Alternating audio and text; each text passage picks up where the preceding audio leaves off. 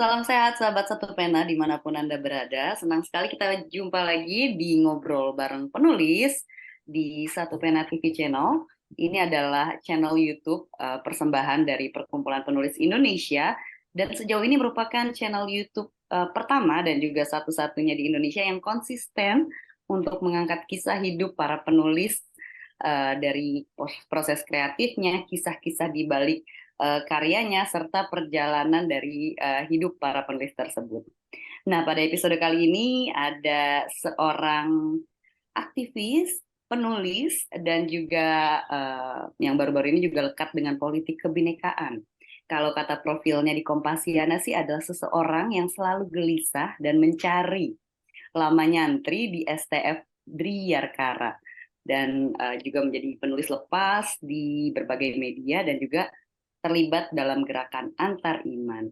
Tapi rasanya Abang John deh yang lebih asik kalau memperkenalkan narasumber kita pada episode kali ini. Namanya adalah Trisno Sutanto.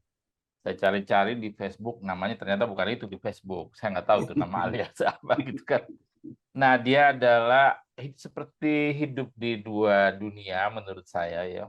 Kalau Waduh, kita baca bukunya, itu kita serius sekali ya. Dia adalah orang super serius ya, ngurusin agama, ya, ngurusin hal-hal kebinekaan, hal-hal yang serius terhadap bangsa ini. Tapi kalau kita baca Facebooknya, sungguhnya dia kelihatan orang yang sangat humoris ya, senang lucu-lucuan gitu kan. Karena itu saya tertarik untuk mengundangnya ke sini. Pertama kali saya baca, bukan pertama kali, tapi pada suatu hari saya membaca tulisannya tentang tahi ya di Ciputat School di WA Group ya. WA Group kita ya bersama Trisno dan teman-teman lain tulisan tentang itu dan di Satu Pena ya, grup Satu Pena. Menurut saya menarik tulisannya, lucu, itu menunjukkan karakternya yang suka pada detail, pada suka hal yang kecil-kecil dan suka pada hal-hal yang menimbulkan pertanyaan juga barangkali ya karena ada kelucuan-kelucuan yang lalu kita undang dia ke sini untuk membicarakan semuanya. Hal-hal yang serius ya, dialog antaragama dan hal-hal yang lucu ya, yang dari kacamata Trisno gitu. waduh, Gitu. Inilah waduh. dia Trisno Sutanto. Ya. Apa kabar? Saya manggilnya apa ya? Biasanya Trisno, Trisno aja. Iyalah. Apa Apa kabar? kabar John dan Amel? Selamat sore. Malam ya udah ya. Ya tergantung yang nonton. Kalau nontonnya siang, kan, selamat siang. Ya. Selamat jumpa aja kita. Iya. Perlu saya tambahkan sebelum saya mengajukan pertanyaan pertama. Trisno ini adalah tamu kedua kita ya, yang bukan penyair barangkali. Wow, banyak kan penyair ya. Kebanyakan penyair selama ini dan dia sama dengan Ibu Musda ya. Ibu Musda juga kategorinya bukan penyair walaupun dia penulis puisi ya. Nah, Trisno ini mungkin dia nulis puisi cuma dia nggak mau ngaku ya. Dia adalah tamu kedua yang bukan penyair tapi dia penulis ya. Eh, Mungkin bisa bercerita kali Trisno. Awal-awalnya itu tertarik dunia penulisan itu bagaimana ceritanya? Eh, Lumayan panjang betulnya kalau diceritain semua, tapi Nggak saya apa-apa, mulai. kita banyak waktu. Saya betulnya tertarik dengan dunia penulisan karena saya suka membaca. Itu yang pertama-tama. Mengapa saya suka membaca? Karena saya sendirian. Jadi setelah saya Maksudnya nggak punya ibu, nggak punya bapak, apa sendirian? Kapan setelah itu? setelah dari Tegal, dulu waktu kecil ya di Tegal, saya besar di Tegal sampai SMP kelas 2. Nah, Hmm. waktu kecil itu bacaan saya itu Kopingho. Wih, Pokoknya kalau ngomong Kopingho ayo. Oh, itu hampir hampir semua bukunya Kopingho itu pernah saya baca dan sampai sekarang masih saya ingat loh. Sebagian lah, banyak. Ukuran minimal. bukunya. Apa Ya, ini? ceritanya. Oh, Karena, ceritanya. karena kadang-kadang saya bisa menghabiskan lupa makan, lupa tidur, lupa segalanya itu kalau udah baca Kopingho kan asiknya luar biasa. Tahu ya, mungkin Amel nggak tahu ini generasinya udah sekian lama yang Itu cerita silat bersambung, Mel. Iya, orang-orang yang kita wawancara sering menyebut buku itu tuh. Saya Iya, belum pernah baca nih. Orang-orang pengarang yang namanya Kopingho. Asmaraman Kopingho, almarhum. Pengarang dari Solo. Lalu kemudian waktu sampai SMP kelas 2 ibu saya meninggal. Kemudian saya ikut bule saya di Selawi sebentar, lalu pindah ke Semarang ikut dengan bule, dengan tante. Nah, karena dan tante saya itu kerja, saya di rumah sendirian. Itu yang maksud saya. Oh, oke. Nah, kebetulan om saya itu dalam tanda petik intelektual lah. Jadi punya perpustakaan yang asik.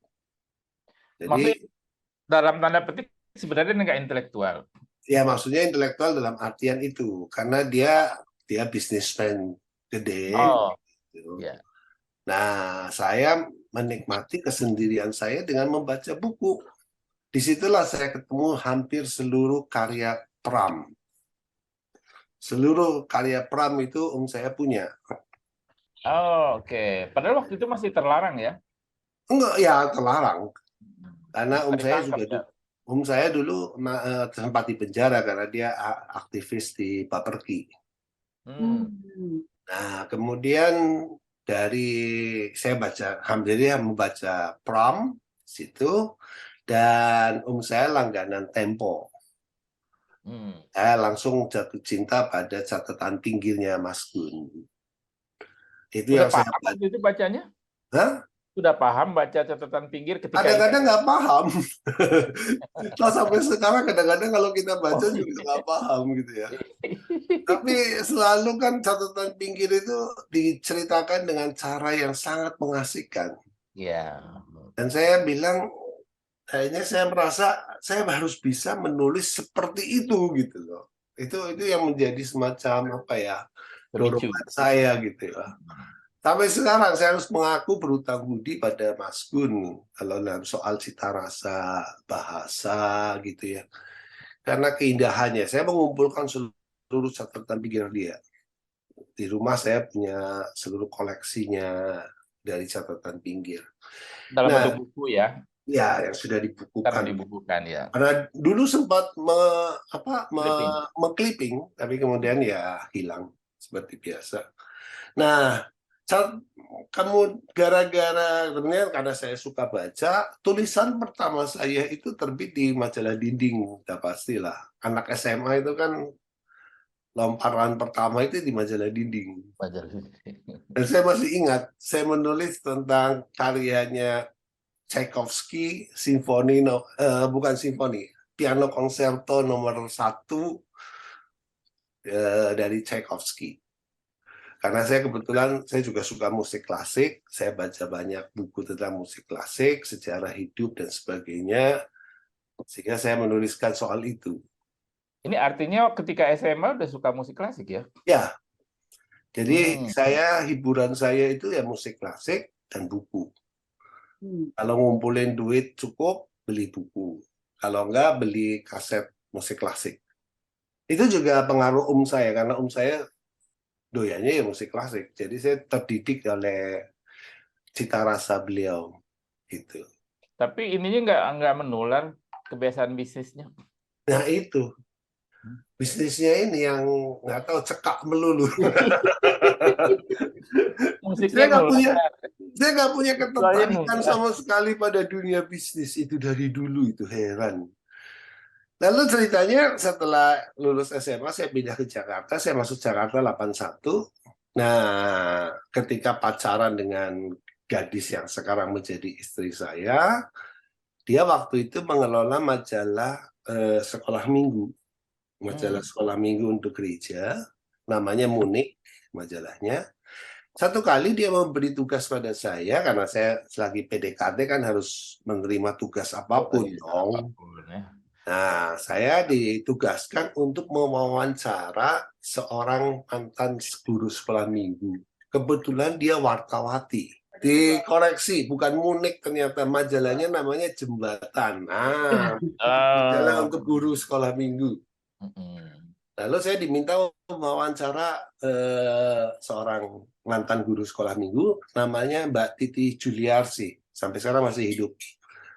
John nggak mungkin kenal kali karena dia adalah wartawan lama, wartawati lama dari Sinar Harapan. Saya wawancara dia, dan setelah wawancara kata dia, nanti kalau setelah menulis kamu kembalikan dulu ke saya mau baca. Jadi setelah saya tulis berdasarkan wawancara itu saya kembalikan. Nah, setelah dibaca oleh dia nanya ke saya, kamu suka pekerjaan begini? Maksudnya, ya wawancara, ya nulis. Ya kelihatannya menarik, saya bilang. Kalau gitu Padahal kamu, terpaksa itu tadinya ya. tadinya terpaksa. Lalu oleh dia, saya diajak ke kantornya. Nah, itulah pertama kalinya saya masuk ke ruang redaksi Sinar Harapan yang waktu itu menerbitkan selipan namanya Mutiara. Itu masih SMA kan ya? Bukan, saya Udah lulus. sudah di Oke. universitas waktu itu. Saya kuliah ekonomi di Tarumanegara. Oh, oke. Jadi saya saya masih ingat itu tahun 84 85 saya masuk di Mutiara, dan sampai sekarang saya harus mengaku dengan jujur, Mutiara itulah yang membentuk saya dalam seluruh hal. Karena di Mutiara itu ini mungkin yang sesuatu yang apa ya, kenikmatan yang tidak lagi dimiliki generasi sekarang, saya nggak tahu ya. Tapi ini kenikmatan yang saya nikmati adalah Mutiara itu terbit 2 mingguan, itu tabloid pertama di Indonesia, bentuknya tabloid. Ya, saya masih ingat itu. Lalu kemudian dia dikelola oleh beberapa redaktur, tapi seluruh wartawannya freelance. Jadi hanya yang full time itu hanyalah para redaktur. Dia udah tahu ekonomi itu biaya murah kan bagi redaktur, bagi Betul. perusahaan ya. Tapi sebagai hasilnya adalah kita punya kesempatan belajar di situ. Dan di Mutiara itu kita mulai dengan memberikan ide, saya mau menulis soal sesuatu, misalnya idenya apa. Lalu kita harus mempertahankan ide itu di hadapan para redaksi, dalam rapat redaksi. Kalau sudah disepakati, maka keluarlah surat penugasan beserta uang jalannya, yang untuk saya cukup sekali untuk menghidupi hidup saya, gitu kan. Lalu mulailah saya bekerja mencari bahan-bahan, baca-baca maupun wawancara dan seterusnya. Kemudian saya membuat draft pertama, saya kasihkan pada redaktur yang menugaskan saya. Nah, dia akan mengedit bersama dengan saya. Itu yang mengasihkannya, John. Ya, ya. Itu Sehingga saya jadi tahu, oh bagian ini harusnya ditulis di belakang, yang bagian ini ditulisnya di tengah. Itu learning by doing gitu ya. ya, ya. Malah Dan kalau lebih wartawan dulu diajarinnya gitu ya. mungkin, Dulu saya saya nggak tahu. juga diajari oleh teman-teman waktu saya Ya. kerja di Kontan itu. Oh Saya begitu duduk ya. di samping redakturnya ngedit apa gitu. Kalau sekarang Amel nggak ngalamin gitu kali. Dilepas Nah, gitu. yang lebih mengasihkan lagi Mutiara adalah kita bahkan bisa ikut melayoutnya, melayout tulisan kita. Dulu kan zaman dulu belum ada layout yang bentuknya komputer, layoutnya masih kertas gitu kan, John? Masih ditempel-tempel ya. Itu. Jadi Pakai kompografik ya ininya ya. kita tempel-tempel, kita cari foto, kita perindah kiri kanan, potong kiri kanan, sebagainya. Sehingga saya terus terang jadi tahu persis seluruh perjalanan penulisan itu lewat Mutiara akhirnya. Tapi Saya dapat honor lagi nggak nempel-nempel gitu? enggak. Wah, itu pelit itu perusahaan. Biar murah berarti. Tapi itu belajar yang paling mengasihkan bagi saya, dan kita bisa boleh nginep di kantor. Saya sering banget menginap di kantor waktu itu. Karena keasikan dengan menulis, dengan mencari bahan, dengan membayangkan layout, seterusnya. Dan bukan dapat makan. Iya, pasti. Pasti. Dan itu sampai sekarang aja membentuk saya, karena setiap kali kita diskusi soal tulisan, redaktur itu akan pertanyaan pertama itu selalu yang kamu mau arah apanya. Apa yang membuat tulisanmu paling beda? Itu yang membuat saya kemudian melihat semua aspek gitu ya, mencoba melihat hal-hal yang sama sekali belum pernah ditulis atau belum pernah disinggung dari satu peristiwa gitu loh. Saya belajar di situ semua. Itulah yang pendidikan saya boleh dibilang sejak saat itu ya saya mulai menekuni penulisan gitu loh. Mulai menulis secara teratur di Mutiara. Saya menulis juga puisi, John. Tapi itu puisi-puisian hanya untuk kalau lagi tulisannya nggak dimuat-muat, saya minta tolong ke redaktur saya, redaktur budaya teman saya, tolong dong muatin puisi 1-2 supaya dapat honor. Tapi saya mengaku jujur lah, puisi itu gelap bagi saya. Saya nggak bisa masuk ke dalam apa ya dunia puisi itu masih jauh sekali gitu. Saya potong dikit ya. Waktu disuruh menulis, melihat apa gitu yang ingin ditulis, itu apakah selalu diterima? Apa sering ditolak atau bagaimana prosesnya? Apa bolak-balik, disempurnakan? Apa? Kadang-kadang kalau kita dapat yang original sekali ya langsung. Original itu maksudnya kalau di koran Belum pernah diangkat. Karena Mutiara kan punya jangka waktu 2 mingguan. Mm-mm. Jadi tulisannya harus pertama-tama human interest, itu tekanan pertama. Yang kedua lebih reflektif, bukan berita. Tapi harus belajar melihat di balik berita. Saya ingat sekali dulu saya pernah mengajukan tulisan yang tentang sejarah sebuah kelenteng di Bekasi. Sana yang usianya 100 tahun, waktu itu perayaan. Saya mendapat kabar dari seorang teman, kelenteng ini lagi mau ulang tahun 100 tahun. Lalu saya kasih tahu ke redaksi, dia bilang tulis langsung itu nggak pakai babi bu bebo, tulis. Jadi langsung dikasih uang jalan dan sebagainya, surat penugasan. Saya pergi ke Bekasi, menginap di sana beberapa hari untuk wawancara dengan orang-orang yang datang dan seterusnya. Atau ketika waktu itu harga-harga naik, saya bilang saya pengen menulis tapi dari sudut pandang pembantu rumah tangga. Karena pembantu rumah tangga itulah yang paling tahu kan harga pasar. Enggak, pertanyaannya Kan kok gitu-gitu. apa namanya waktu baru-baru gitu Trisno tuh udah ngerti.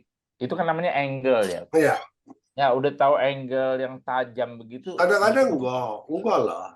Pertama-tama saya menulis ya karena kalau hasil wawancara ya biasanya setelah di transkrip saya cuma ngotak-ngatik, memindah-mindahkan, saya menambahkan sedikit tambahan-tambahan gitu ya. Nah itu yang kemudian kata redaktur saya ini salah, ini kamu harus mengubahnya dan harus macam-macam. Diberi masukan dari dia macam-macam itu loh. Itu keuntungan saya karena apa ya Mutiara yang 2 mingguan gitu loh. Sehingga saya punya waktu agak panjang untuk merenung, untuk mencari sumber-sumber sekunder, sesuatu yang tidak dinikmati oleh wartawan harian. Kalau wartawan harian kan biasanya ngepost dulu. Iya. Kalau surat kabar dia harus ngepost ya. Ya, jadi nungguin dan biasanya ya hanya sekedar misalnya pernyataan pers langsung aja dikutip pendalaman tadi muat karena ngejar kecepatan kan. Jadi Trisno dari awal tuh sudah menulis artikel ya, bukan Ya. berita. Ya. Artikel itu dalam arti opini penulisnya masuk di situ Ya. atau? Ya. Jadi udah terbiasa ya mengemukakan pendapat sendiri dalam tulisan. Ya. Oke. Sampai kapan itu menulis begitu? Sampai kira-kira ya kemudian 89 saya menikah. Istri saya mendapat beasiswa, kami pindah ke Amerika, studi di Amerika. Sehingga berhentilah semua proses penulisan dan lain-lain. Pulang dari Amerika, saya diminta oleh kakak ipar saya, kakak istri saya untuk mengelola majalah gereja. Majalah Kairos namanya. Bentar, istri kan sekolah di Amerika. Iya. Suaminya ngapain? ngikut istri. Maksudnya kuliah juga atau Enggak, kerja? Apa? Hah? pendidikan saya itu nggak lulus sama sekali dari mana-mana. Kan lama itu di Amerika, masa bengang-bengong aja. 3,5 tahun. Cukup Kerjaan, lama itu kan. ya kerjaan saya cuma ngebaca buku, pulang-pulang bawa buku, sabrek-abrek. Kan, saya Apa? nggak lulus kuliah sama sekali. Baik di ekonomi yang nggak lulus, di filsafat yang nggak lulus gitu. Lagi pula karena saya nggak males lulus karena udah menikahi dosen. Istri saya dosen di UI. Di FISIP ya. Ya, sosiologi. Nah, Buku apa yang tertarik bagi Trisno ketika di Amerika itu? Apakah sudah tertarik pada keberagaman, pada itu belum, interfaith gitu? Belum ya? belum. Kalau Saya karena saya sebenarnya dari kecil sih suka dengan yang ngomongin yang abstrak-abstrak. Mm-mm. Jadi akhirnya saya tertariknya pada filsafat. Kalau John suka baca bukunya Ho pasti tahu. Oh, Karena di Ho itu penuh dengan yang begituan kan. ya. Yin dan yang kosong dan yang isi, isi tapi kosong, kosong tapi isi. Ya begitu-begitu kan sering kita temukan di Ho itu. Kalau saya dulu lebih fokusnya pada nama-nama jurus itu yang aneh-aneh. Kan belajar ginkang ya. Jadi saya dari dulu suka filsafat. Makanya waktu di Amerika saya pulang-pulang tuh bawanya buku filsafat sabrek-abrek. Jadi kesukaan filsafat itu dibentuk oleh Ho. Ya, di apa ya Di trigger. di trigger gitu loh. Karena saya suka dengan Ho, kemudian saya muncul curiosity lah. Curiosity, ya, oke. Curiosity ya. Waktu itu saya baca buku filsafat pertama itu adalah bukunya aduh seputar manusia. Itu buku Oh, seputar manusia. Ya, buku wajib diedit oleh anak-anak dulu Sastra lah. Prateja itu. Romo Sastro, kakak saya Iya. udah kuliah, nah saya baca bukunya dia. Saya nggak ngerti sama sekali. Ya. Tapi kok Sama, saya ngomongnya juga dulu asik. nggak ngerti. Tapi kok ngomongnya asik gitu loh. Karena itu ada tulisannya filsafat, sejak itulah saya cari-cari tahu terus tentang filsafat. Jadi Gitu. di Amerika banyak beli buku filsafat.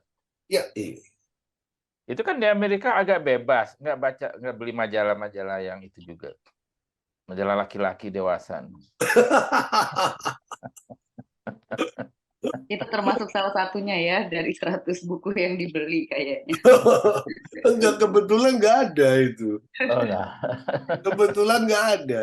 Balik ke Jakarta, bawa buku Nah, itu. balik Jakarta saya diminta mengelola majalah Kairos tadi, itu majalah gereja diterbitkan oleh GKI, Gereja Kristen Indonesia, karena keluarga istri saya itu keluarga pendeta. Hmm. Jadi dari gereja itu GKI. Nah, posisi saya di Kairos sebagai pemimpin redaksi kali ini, bukan lagi wartawan kan. Dia dari Amerika, ya masih disebut Jadi wartawan. saya menerapkan metode ala Mutiara. Semua wartawan yang ngebantuin saya itu adalah freelance. Dan kami bersama-sama mulai dari menggodok isi sampai melayout itu dikerjakan komunal, rame-rame. Gitu loh. Kami nginep, saya sering ya kali nginep di kantor juga dan sebagainya. Situ saya kemudian melanjutkan tulisan-tulisan saya pasti. Nah, sejak ketika di Mutiara itulah tahun mulai 95 itu mulai terjadi gejolak-gejolak yang baunya agama.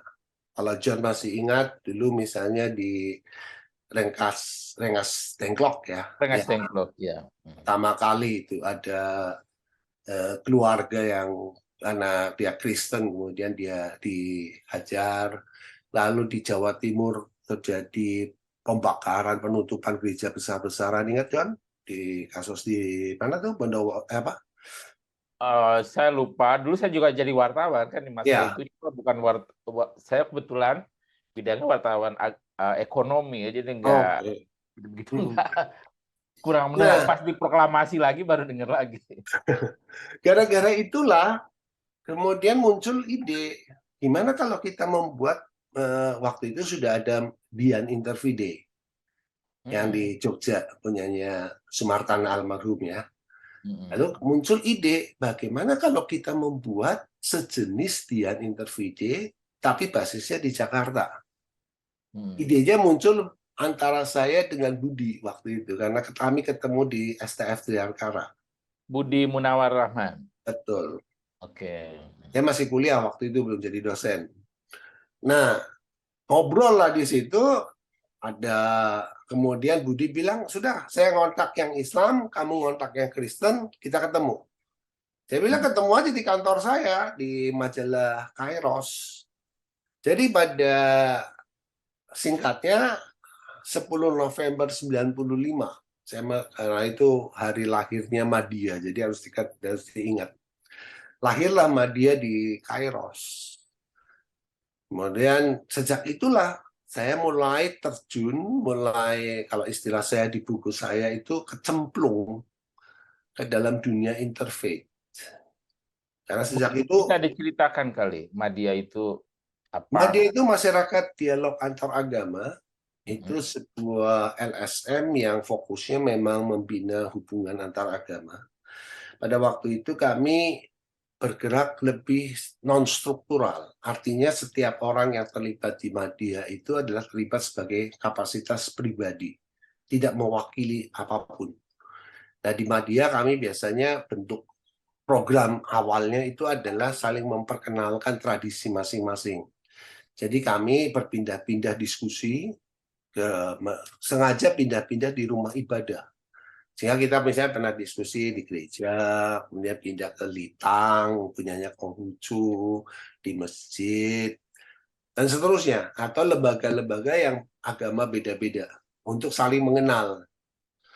Nah, ketika terjadi reformasi 98, Asia Foundation mengajak Madya, mau nggak kamu membuat semacam gerakan yang lebih teratur. Kalau ini kan sebelumnya Madya cuma pindah-pindah begitu. Dan kami kasih dananya. Dikasih dana oleh Asia Foundation, kita melakukan studi mengenai perkembangan pasca reformasi. Itulah buku pertama saya, John. Itu zamannya Mbak Sri ya di Asia Foundation ya? Bukan, Hana Satrio. Oh, oke. Hana Satrio yang ngasih. Saya potong dulu sedikit ya. Waktu pulang dari Amerika itu, memang cita-citanya apa, Trisno? Kok langsung kayaknya nggak ada gambaran pengen apa, pengen kaya, pengen apa? Kayaknya by accident semua ya, Pak ini ya, Bang Trisno ya. Atau Iya. ketika apa merantau ke Jakarta tuh ada niatan apa sih sebenarnya mulainya itu? Nggak ada, karena keluarga saya pindah ke Jakarta aja. Jadi saya mengikuti Bawa keluarga. keluarga ya, nggak ada cita-cita, Iya. hanyut aja gitu. Kan saya tadi bilang ibu saya udah meninggal. Seluruh kakak saya dua-duanya sudah ada di Jakarta. Jadi ya saya ikut aja. Gitu loh. Yang kebayang masa depan seperti apa itu? Ingin jadi penulis, jadi pejuang, jadi apa? Atau mau nyanyi Teslawi apa? Sekarang. Kayaknya sampai sekarang kayaknya apa hidupnya nggak ada bersentuhan dengan bisnis gitu. Iya, itu yang mengherankan juga, John. Sampai sekarang saya terus terang nggak pernah terpikir bisnis apapun. Jadi makanya saya bingung sendiri. Saya dengan istri saya kebetulan sama-sama. Istri saya juga tidak pernah berpikir soal bisnis. Hidup ya dijalanin begitu aja, gitu mengalir begitu aja, nggak pernah. Makanya saya nggak pernah kerja formal, artinya kerja di kantoran gitu, nggak pernah. Kerja yang bergaji bulanan. Kerja gaji bulanan Yang pernah, hidupnya bosan. pernah di PGI, tapi saya nggak pernah nggak mau masuk jam kantor. Makanya kemudian kontrak saya diputus. Karena kalau saya kerja kantoran itu saya nggak bisa, saya nggak punya pikiran apapun. Saya waktu itu diminta menjadi koordinator penelitiannya PGI. Ya, dan itu mengharuskan orang kerja di PGI itu kerjanya mirip kantor dari jam 8 sampai jam 4 sore. Saya bilang sama mereka, nggak bisa. Saya kalau ngikutin aturan itu, kerjaan saya di kantor itu tidur. Karena saya nggak bisa mengikuti aturan begitu gitu loh. Bagaimana itu mendiskusikannya dengan istri bahwa Nah, nggak bekerja? harus tanyanya ke istri saya. Kalau istri saya sebaliknya sama sekali dari saya. Dia teratur sekali. Jadwalnya semuanya teratur. Oke, kita kembali ke cerita. Jadi buku pertama itu apa tadi judulnya? Eh, meretas horizon dialog. Itu laporan dari 4 daerah. Hasil penelitian ya. Ya, jadi kami melakukan diskusi dan studi di 4 wilayah waktu itu. Kemudian untuk menemukan apa sih masalah-masalah antar agama yang mulai muncul di pasca reformasi kira-kira. Mengapa tahun 2000 itu terbit. Mengapa tertariknya adalah masalah-masalah antar agama, dialog antar agama? Tadi yang saya bilang saya kecemplung. Saya kecemplung karena teman-teman mengajak saya untuk di interfaith itu ya. Karena tadinya yang saya tadi ceritakan, saya dengan Budi itu punya ide bagaimana memindahkan interfaith di Jogja. dari Jogja ke Jakarta gitu loh. Dan kemudian Sumartana, karena saya dekat sekali dengan Mas Ton Sumartana setuju, saya bantu. Terus kemudian Pak Eka Dharma Putra almarhum juga setuju, ya saya bantu Tris. Jadi karena dapat restu itulah, ditambah lagi masuknya Ibu Amanda, kamu kenal John. Ibu Amanda itu kan teman dekat dengan Gus Dur, dengan Pak Johan. Nah, mereka yang selalu mendampingi Madia. Itu. Jadi saya bilang saya kecemplung itu bukan pilihan sadar, terus terang saja. Karena latar belakang saya tidak punya latar belakang agama sama sekali. Saya tidak menekuni studi-studi agama, beda seperti Budi atau yang lain, Ulil gitu ya. Latar belakang saya pure filsafat, gitu loh. Jadi kalau saya sering mengatakan, ya saya aktivis antar agama yang meragukan agama. Sebenarnya kan sama dengan Budi. Budi kan latar belakang agamanya juga enggak, lebih banyak filsafatnya kan di Diriakara ya. Ya, tapi minimal dia kan santrinya Cak Nur sekian lama. Oh iya, sama juga kan. Trisno juga keluarganya kan dari keluarga gereja apa gitu. Keluarga istri saya betul ya, bukan keluarga saya. Keluarga saya semuanya bisnis murni. Bisnis murni keluarga ya. Ya. Jadi kok enggak sendirian ya? Itu dipertanyakan. Itu yang agak aneh memang. Kalau kami ketemu keluarga besar itu, saya sering diejek-ejek, diguyon-guyonin sama dulu almarhum kakak saya. Itu sering meledek-ledek saya. Saya sering disebut nih, dia nih anaknya Gus Dur, baru datang. Itu ledekan, sindiran atau Ya itulah. atau apa gitu. Memang saya merasa kok berbeda sekali jalan hidup saya dibanding keluarga besar saya gitu ya. Tapi ya mungkin begitu.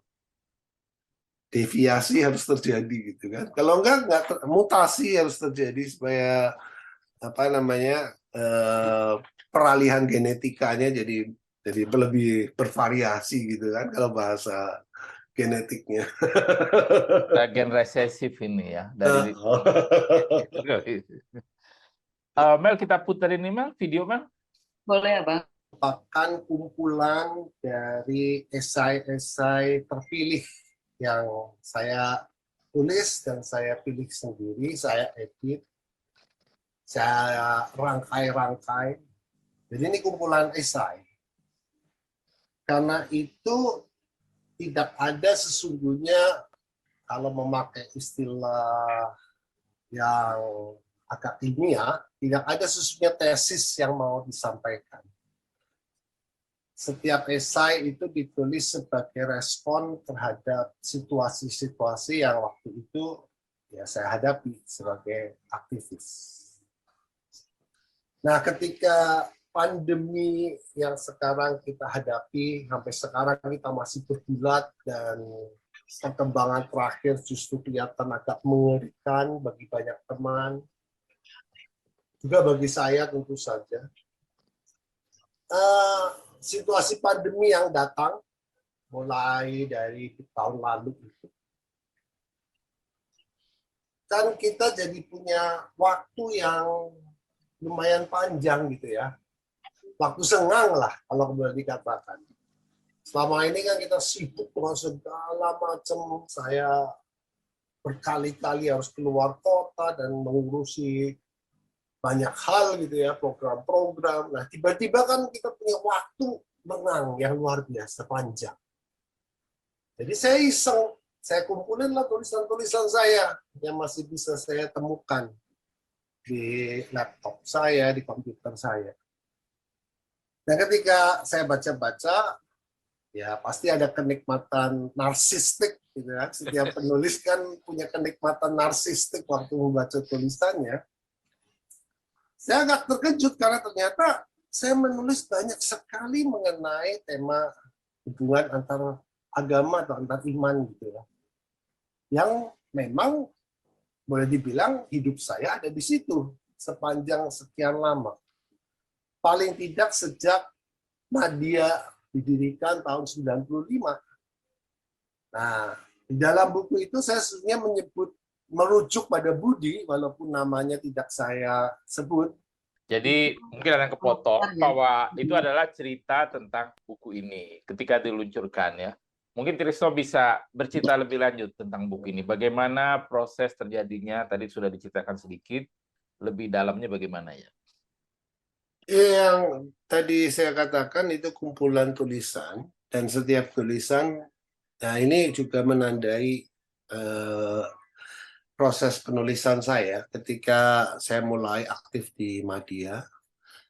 Sebagian besar tulisan saya dan pergumulan saya udah pasti tentang isu-isu interfaith ya.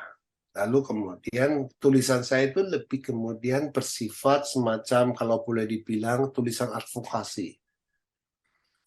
Jadi ada satu isu tertentu, misalnya kebebasan beragama, satu kasus gitu ya. Lalu saya melakukan semacam studi latar belakangnya,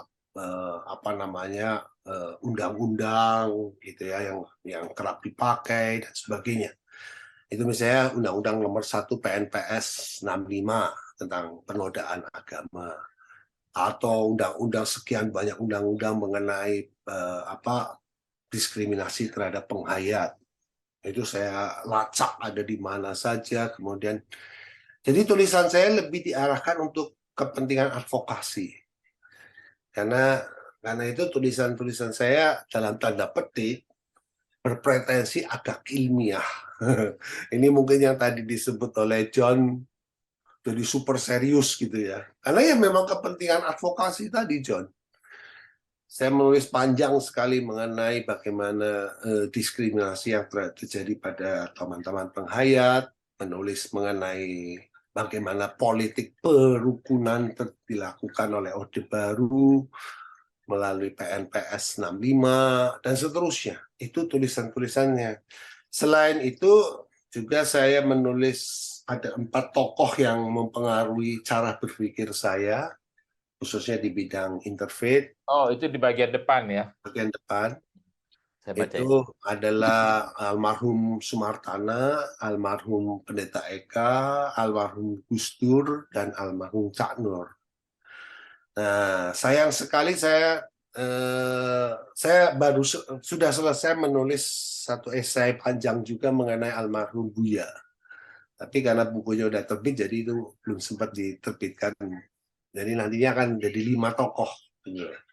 Yang Buya apa nih? Safi. Buya Syafi'i. Mengapa nggak ada Pak Johan?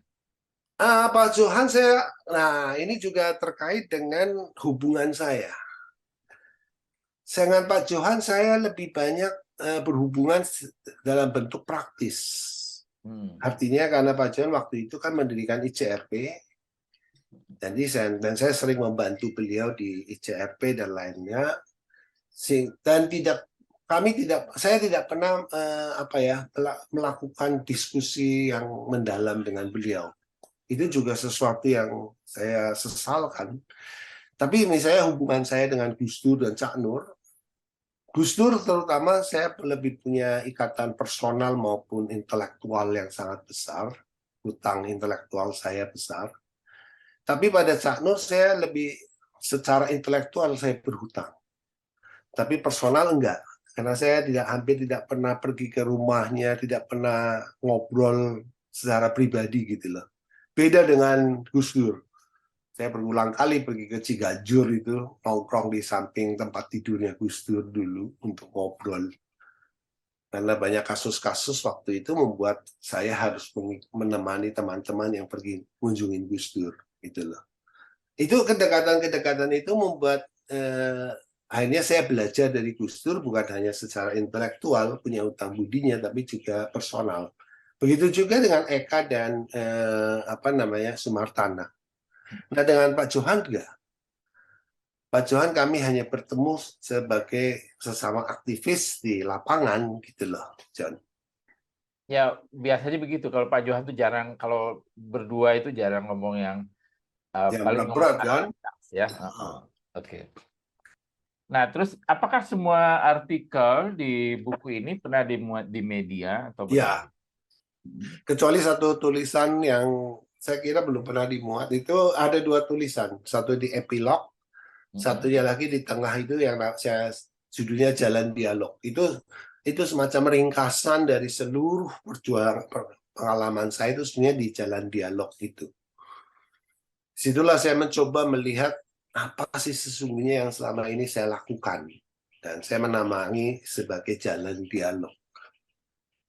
Itu. Nah, sebagai penulis, apakah Trisno puas dengan buku ini secara gagasan ya, dan secara komersial? Kalau gagasan jelas, setiap tulisan itu tidak pernah memuaskan penulisnya. Karena setiap tulisan itu justru menantang kita untuk menulis ulang, gitu kan. Jadi secara gagasan begitu, apalagi itu kan kumpulan esai, bukan suatu karya utuh. Saya sih pengen satu waktu itu kalau semoga Tuhan memberi jalan, bisa menulis karya yang utuh gitu loh. Ya Tuhan pasti kasih jalan, masa Tuhan nggak menghalang-halangi? Kan jalannya macam-macam, John. Kalau secara finansial kau tahu lah, hidup sebagai penulis itu apa di Indonesia ini kan? Paling sering kita diminta sudah nulis susah-susah, kita diminta PDF-nya doang. Dan gratis lagi. Itu saya tahu persis bahwa ketika saya memilih jalan penulis sebagai dalam tanda petik karir saya tahu persis itulah yang akan saya hadapi. Tapi ya gimana ya, saya nggak punya pilihan lain nih. Ibaratnya, apalagi sekarang, untuk waktu yang sekarang ini, pada usia saya sekarang ini, saya kan nggak mungkin berpindah menjadi tiba-tiba mendirikan bisnis. Gitu. Iya, gennya udah nggak ada kan? Makanya, apalagi sekarang. Makanya John, susah kan? Tapi apa yang mendorong bahwa Trisno pengen bikin buku lagi gitu yang udah jelas-jelas nggak laku tuh buku nanti kan? Katanya udah satu buku gitu kan? Iya itu karena curiosity saya belum selesai. Saya akan menulis semuanya berdasarkan curiosity aja betulnya. Misalnya yang saya ada satu project yang saya kerjakan, sebenarnya sudah boleh dibilang separuh selesai, tapi kemudian saya tinggalkan karena saya merasa nanti aja lah, ini belum saatnya. Ketika saya iseng-iseng membaca bagian dari Alkitab atau Injil yang dibacakan pada hari-hari Minggu. Jadi kalau di gereja itu John, terutama di GKI maupun Katolik ya, itu punya yang namanya lectionary. Lectionary itu daftar bacaan. Kalau minggu ini bacaannya apa, minggu itu bacaannya apa gitu, itu udah diatur, John.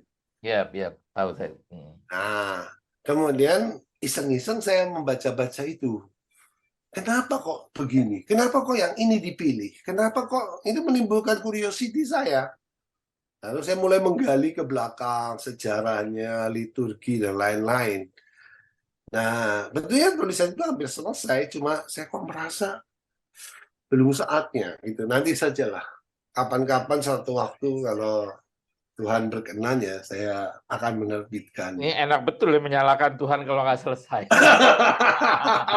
Soalnya kalau nggak selesai Tuhan nggak berkenan gitu. Apa itu kebiasaan dari Trisno yang suka meninggalkan macam-macam yang kayak kuliah itu kan ditinggalin semua ya, nggak ada yang diselesaikan, pekerjaan juga disuruh kerja ditinggalin, itu watak atau bagaimana ya? Jangan-jangan ya, jangan-jangan ya, jangan-jangan begitu. Memang mungkin hidup itu nggak boleh selesai. Kalau selesai kan kita udah nggak hidup. Oh iya, bagus tuh pembenarannya. Mel, kita tayangkan itu Mel tadi yang dari Facebook Oh, yang dari Facebook. ada. Nah, Wah, ini ya. Ini yang juga menjadi apa? Dari cerita Abang tadi yang menjadi sorotan saya sejak awal tanda kutip kecemplung ya di dunia tulis menulis, awalnya dari gereja lalu ke Mutiara dan perjalanan hidupnya ada yang setia ya mendampingi. Itu Iya. Apa yang bisa diceritakan dari foto ini, Trisno?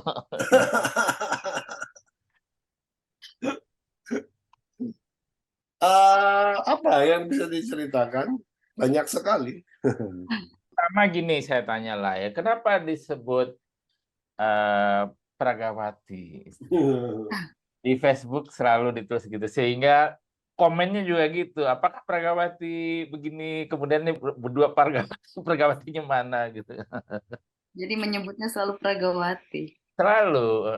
Itu pelajaran Mel, boleh diminta ke suami, nyebut Waduh, Amel, kalau jangan diminta Amel. bukan sesuatu yang menarik nih kalau diminta. Kalau yang datang dari sendiri seperti Abang Trisno nih seru nih kayaknya nih. Ada apa dengan Pragawatinya nih Abang? Itu julukan iseng-iseng yang saya buat sebetulnya supaya saya dikenal sebagai fotografer.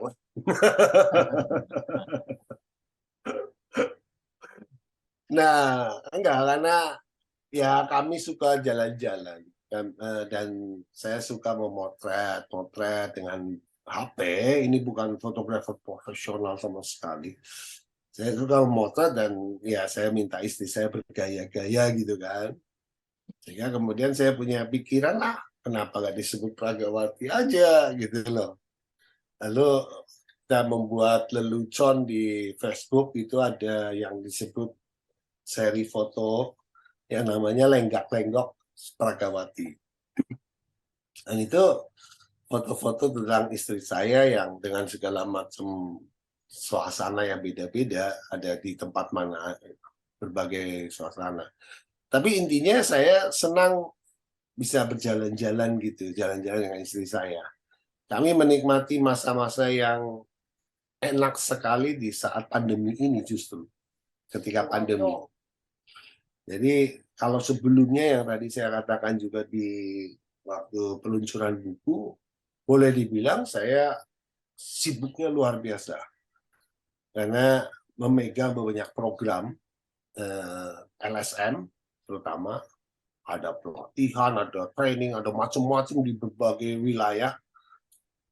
Saya boleh dibilang harus mensyukuri bahwa hidup saya dikaruniai sekian banyak kemungkinan untuk pergi ke seluruh wilayah di Indonesia. Hanya ada 2 wilayah yang belum saya pernah masuki gitu loh. Satu tuh Aceh. Aceh yang saya belum pernah. Satunya lagi mana ya? Yang belum pernah ya. Atau cuma Aceh mungkin jangan-jangan. Yang Dalam lainnya arti provinsi, dalam arti ya provinsi atau kota. provinsi atau kota. Gitu. Oke. Termasuk pelosok. Kalau sampai ya Papua pernah, turun ke bawah di Maluku dan sebagainya itu semua pernah.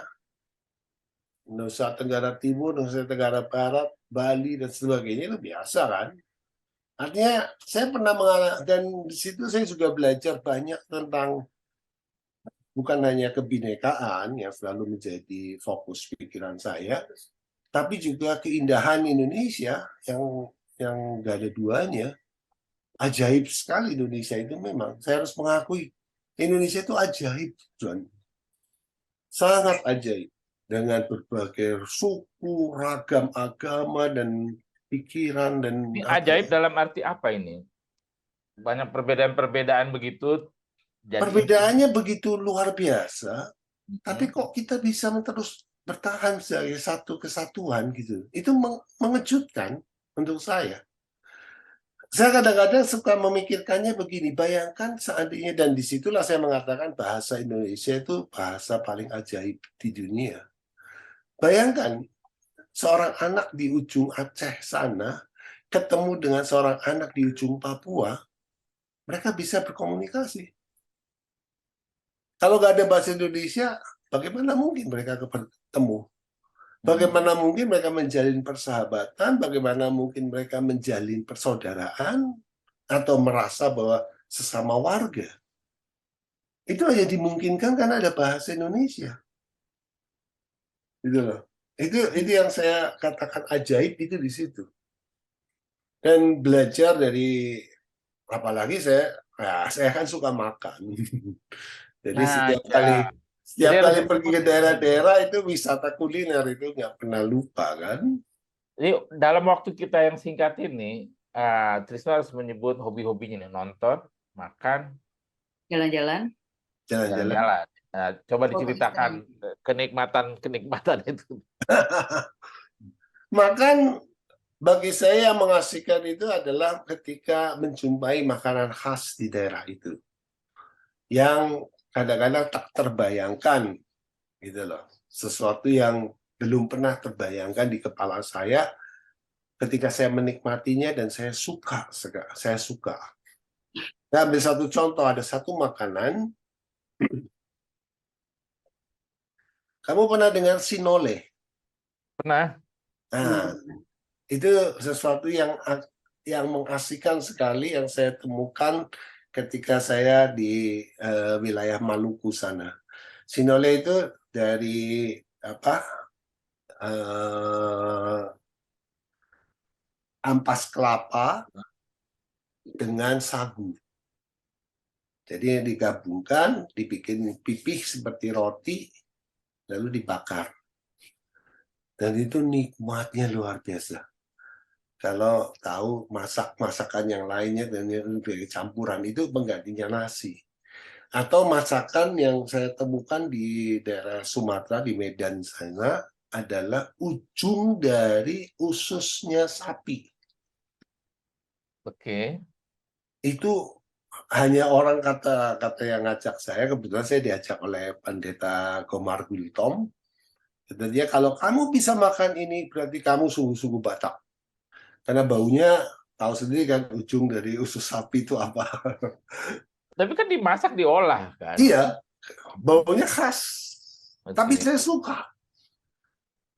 Dan lainnya saya bilang, wih, ternyata itu seperti itu kekayaannya. Kalau soal soal makanan.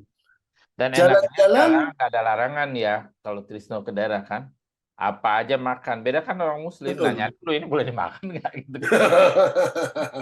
Kayaknya untuk Abang John nggak berlaku juga ya, Bang John ya, pantangan itu ya. Oh, makanan enak kita makan. Dan saya bersyukur ada sebagian yang diharamkan oleh kamu, John.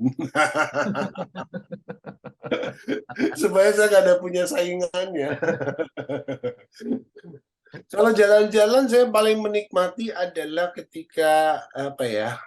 Saya bukan turis. Saya bukan tipe turis.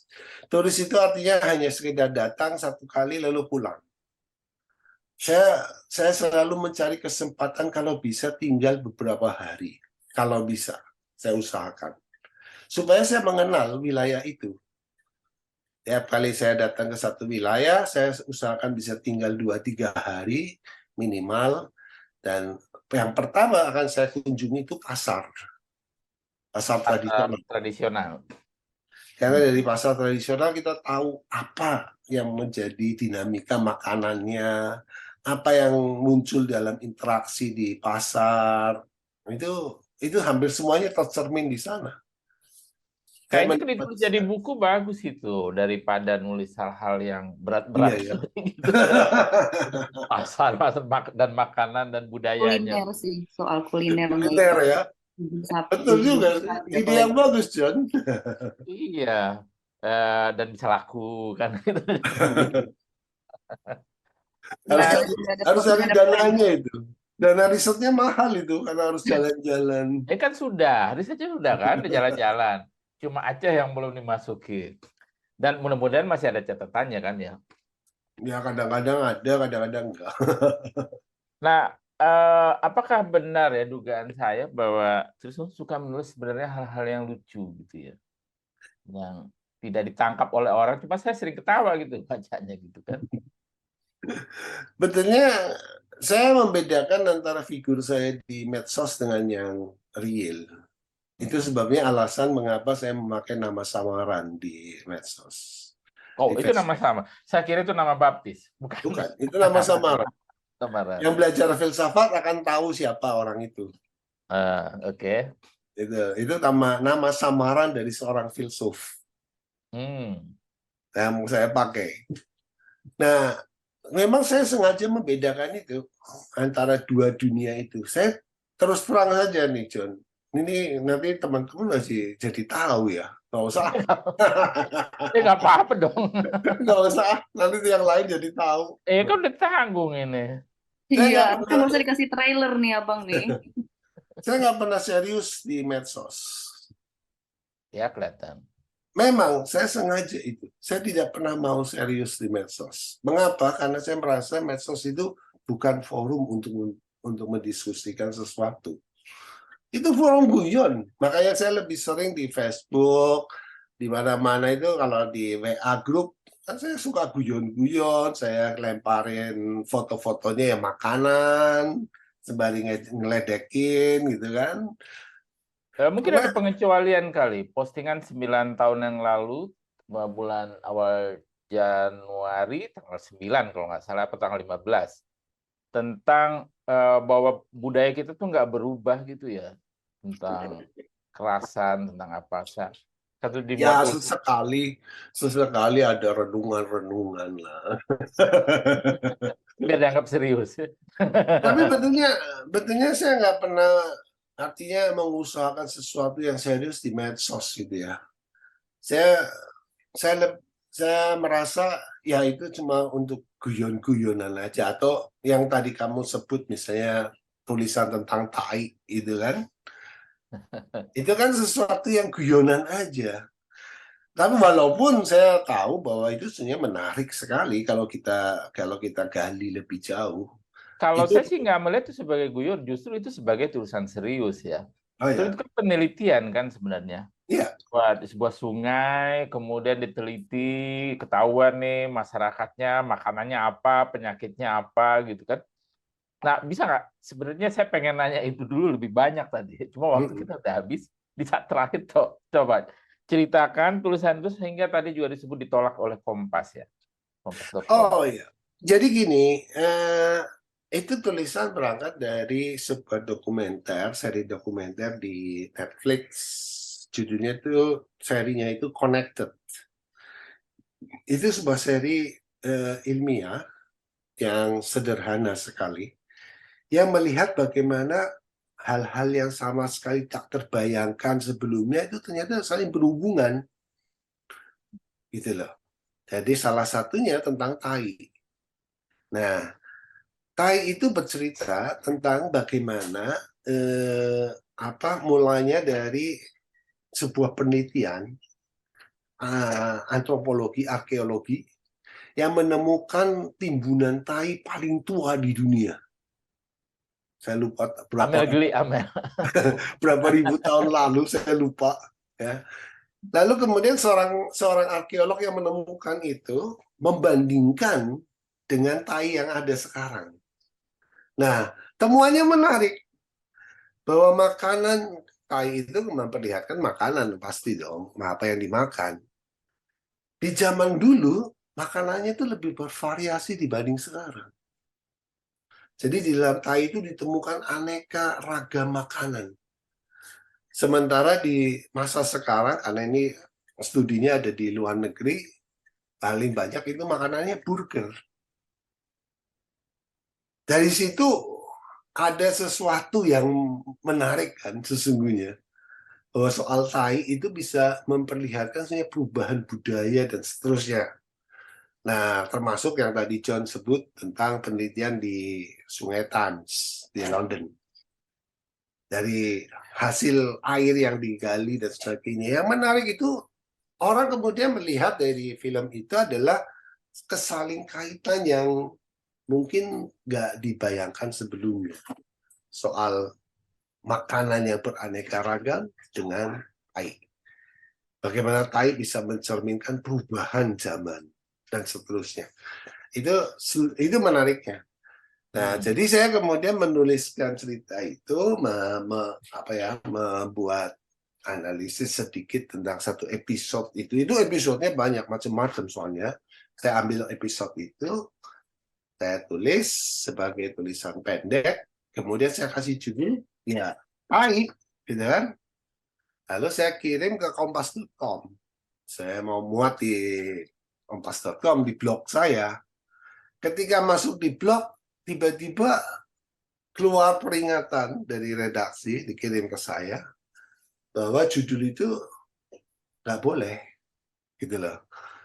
Saya sendiri nggak tahu karena tidak disebut alasannya. Mungkin dianggap kurang sopan atau apa istilah itu, sehingga diganti judulnya. Saya lupa judulnya kemudian jadi apa, tapi intinya ya digantiin lah, gampangannya gitu loh. Mungkin itu menunjukkan betapa diam-diam kita punya self-censorship lah ya, khususnya memperlakukan bahasa-bahasa yang dianggap nyelehi gitu ya. Itu ya kalau bisa nggak boleh. Saya masih ingat kalau dulu kalau sebagai penulis opini, John mungkin ingat dulu ada hukumnya, nggak boleh menggunakan kata saya.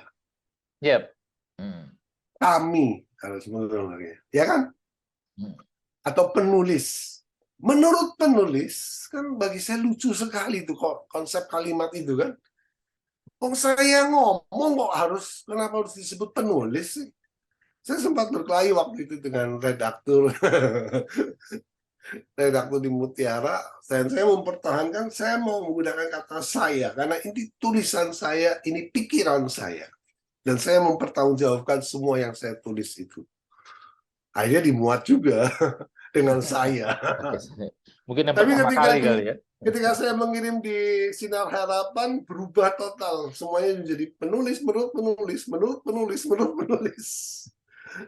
Itu kehilangan cita rasa bahasa untuk saya, gitu loh. Walaupun mungkin maksudnya sama, tapi sebagai tulisan cita rasa bahasa itu hilang. Itu kan sebenarnya mereka ingin mengatakan bahwa penulis itu tidak boleh menonjolkan dirinya ya dalam tulisannya itu. Yang boleh adalah gagasannya, maka diperhalus ya. Jadi penulis, jadi kami gitu kan ya. Begitu, John. Lalu diganti oleh Kompas judulnya, nggak setuju atau bagaimana? Ya saya biarin aja lah. Toh itu tulisan itu nggak ada honornya juga. Pertimbangan nih honor ya. Itu kan blog biasa. Cuma saya hanya ada beberapa, nggak salah berapa kali kok, bukan hanya satu kali itu. Ada beberapa kali yang mereka ganti judulnya. Ya sudah lah. Saya bilang silahkanlah, saya nggak mau mikirin terlalu panjang lah. Toh itu tulisan-tulisan yang saya bilang tadi di tulisan-tulisan di medsos, blog begitu kan saya nggak pernah menganggap serius gitu loh. Padahal itu menarik. Memang bukan hal-hal yang serius, tapi tulisan begitu kan, curiosity orang kan terbangun ya. Menulis hal-hal yang tidak dipikirkan oleh orang lain gitu. Saya pengennya menulis begitu sesungguhnya, pengen menulis hil-hil dan hal-hal yang lucu-lucu aja yang sehari-hari. Ayolah, bagus itu. Tapi nggak ada tempatnya, nggak ada honornya juga. Sebenarnya kan Jika Tuhan rubrik menghendaki. parodinya Kompas kan itu ya, tulis. Parodi almarhum si Samuel Mulia ya. Kan sebenarnya dia menulis hil-hil dan yang kecil-kecil gitu. Dan dia diizinkan itu. Ya, karena dia dikontrak kan, penulis tetap, sebagai penulis tetap. Bahwa satu pena bikin gitu loh, bikin apa misalnya entah itu dalam bentuk web atau cetak untuk menampung tulisan-tulisan begitu. Akan kami sampaikan kepada ketua umum ya. Kan mengasihkan. Dari saya nggak ada pertanyaan lagi, Amel. Amel punya pertanyaan, silakan. Abang Trisno ini sedang mempersiapkan tulisan-tulisan ke depannya kah, atau tipikal yang jika Tuhan merestui ke depan nanti barangkali barangkali juga menulis hal-hal lucu, atau seperti apa nih Abang Trisno? Yang sedang saya kerjakan lagi-lagi tulisannya serius gitu loh. Serius ini tulisan Berarti serius. berhonor ini ya, kalau tulisannya serius berhonor. Ada proyek pribadi yang sedang saya kerjakan, tapi itu sesuatu yang hanya untuk kepentingan. Saya kira mungkin saya tidak akan menuliskannya nantinya secara untuk publik. Saya nggak tahu nantilah. Lihat-lihat. Kecuali kalau honornya gede gitu ya. Tapi yang sedang saya kerjakan ini nanti akan diterbitkan bersama dengan teman-teman, itu akan jadi laporan penelitiannya PGI sebagai langkah berikutnya. Yang kemarin sudah terbit itu satu laporan, itu kami membaca mengenai moderasi beragama. Jadi temanya masih sekitar situ. Nanti ini langkah berikutnya itu mau melacak tentang kebebasan beragama itu sebenarnya gagasan seperti apa sih di Indonesia gitu lah. Itu yang sedang dalam proses sekarang bersama dengan teman-teman. Di 2023 ini berarti akan terbit ya? Ya, semoga bisa terbit di 2023. Lalu yang sudah direncanakan juga saya mungkin akan terlibat lagi dengan PGI untuk mempersiapkan sidang raya tahun depan. Kalau terakhir kali Abang Trisno menulis puisi itu kapan? Selain yang untuk mengisi kekosongan itu. Masih mencoba untuk membujuk membaca puisi nih. Saya nggak bisa, terus terang nggak bisa itu. Soal itu satu hal yang apa ya? Nah, ini mungkin satu tambahan info. Apa itu? Saya yang selalu merasa saya belum menjadi penulis sesungguhnya karena tulisan saya semuanya itu diarahkan untuk kepentingan advokasi. Kecuali tulisan-tulisan humor-humor tadi ya, John. Saya belum pernah menulis kreatif. Gitu lah. Entah itu cerpen, entah itu novel, entah itu puisi yang sesungguhnya yang benar-benar gitu ya. Karena puisi-puisi saya dulu itu ya puisi lelucon gitu loh, cuma untuk sekedar nambah supaya ada duit untuk hidup gitu loh. Padahal puisi lelucon lebih susah loh. Nggak, maksudnya puisi-puisi yang bukan puisi sesungguhnya lah, gitu loh. Dan dunia kepenyairan terus terang bagi saya itu masih misteri.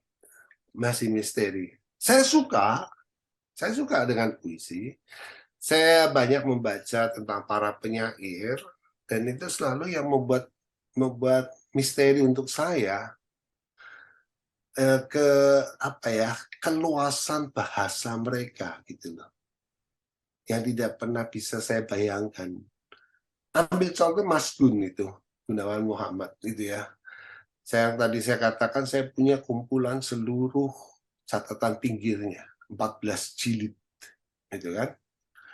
Itu kalau dibaca tidak ada satupun yang mengulang. Berapa puluh tahun dia menulis? 40, Panjang 50, umur tempo. 60 tahun. Tidak ada ide yang berulang. Tidak ada bahasa yang berulang. Kosakatanya itu baru terus. Tapi itu pertanyaan bagi saya, dari mana itu sumber itu? Sebagai penulis saya bertanya-tanya karena saya merasa tulisan-tulisan saya banyak yang mengulang. Secara ide maupun terutama bahasa, kosakata saya masih terbatas sekali. Gitu. Tapi Mas Gun itu dengan enak aja kemana-mana. Tulisannya itu selalu kalau kita baca selalu baru. Gitu loh.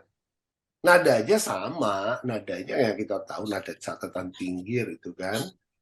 Gumaman dengan renungan-renungan, agak sendu, gitu kan? Itu kan ada tulisan-tulisan Mas Gun pada umumnya. Tapi kosakata, pemilihan bahasa, pemilihan sudut pandang, pikiran yang diajukan, itu nggak berulang. Itu mengagumkan sekali untuk saya. 14 jilid dia bisa menulis. Rutin setiap minggu. Bagi saya Nggak itu pernah bolong ya. nggak pernah, ya sesekali bolong. Tapi waktu bolongnya juga nggak banyak. Kecuali waktu di Bredel ya. Ya, sebenarnya memang nggak ada medianya ya. Iya, tapi di Seingat waktu saya sih nggak ada yang nggak ada catatan pinggir. Tempo selalu terbit dengan catatan pinggir. dan itu menakjubkan untuk saya gitu loh. Itu yang membuat, dan saya yakin bahwa itu karena Mas Gun itu penyair. Penyair memang mungkin dilahirkan itu ya. Ya sudah lahir udah dengan bahasa seperti itu gitu loh John. Nah saya nggak memiliki bahasa itu. Makanya saya nggak bisa, dulu Denny kan pernah ngajakin untuk menulis puisi esai. Saya bilang nggak bisa gitu loh. Puisi esai yang bukan penyair boleh ambil bagian. Tapi tetap saya coba-coba, saya nggak mencobanya dan gagal gitu loh. Kekayaan bahasa barangkali ya, Bang ya. Iya, dan saya nggak tahu itu gimana belajar kekayaan bahasa itu ya. Tapi Abang pernahkah, saya penasaran sih, Abang pernahkah ada apa ungkapan atau ya entah dalam bentuk puisi, entah dalam bentuk apapun, ungkapan dalam nuansa romantisme begitu untuk pragawatinya Abang. Ungkapan romantis apa ya? Ungkapan romantis untuk Pragawati saya apa ya? Rekening. Tadi saya baca tuh kayaknya tuh tidur lelap ya setelah transferan ya. Kalau saya ya pernah ketika kami merayakan 30 tahun pernikahan. Saya memasang foto dan saya menulisnya pendek saja. Apa itu?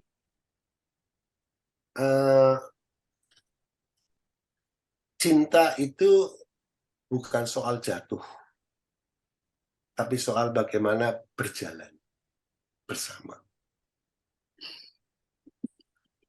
Itu aja. Sederhana tapi menarik itu. Jadi ya setelah 30, saya tambahkan setelah 30 tahun sebenarnya apalagi yang kita harus bicarakan tentang cinta coba. Ya itu bukan jatuh ternyata. Itu proses berjalan Bersama. bersama gitu loh. Boleh dikutip, Mel. Boleh itu, menarik. Oke, Oke. Abang John. Yap, silakan, Mel. Kita Eh, sudah selesai. Saya mengucapkan terima kasih kepada Trisno yang telah bersedia hadir dan di ngobrol-ngobrol di sini secara santai. Terima kasih juga John, Amel. Menarik, Abang. Saya penasaran soal itu sih, tulisan mengenai tainya itu saya belum baca. Nanti saya kirim. Di John kan, John punya John. Ada dulu ya, bisa cari lagi kan di ini.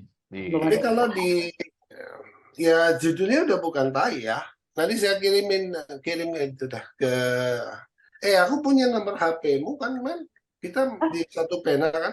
Betul. Oh iya, Amel ada. Bisa saya chat Abang ya. Ya. Oke, Abang. Menarik. Oke, Trisno, terima kasih banyak. Terima Sehat kasih selalu. juga.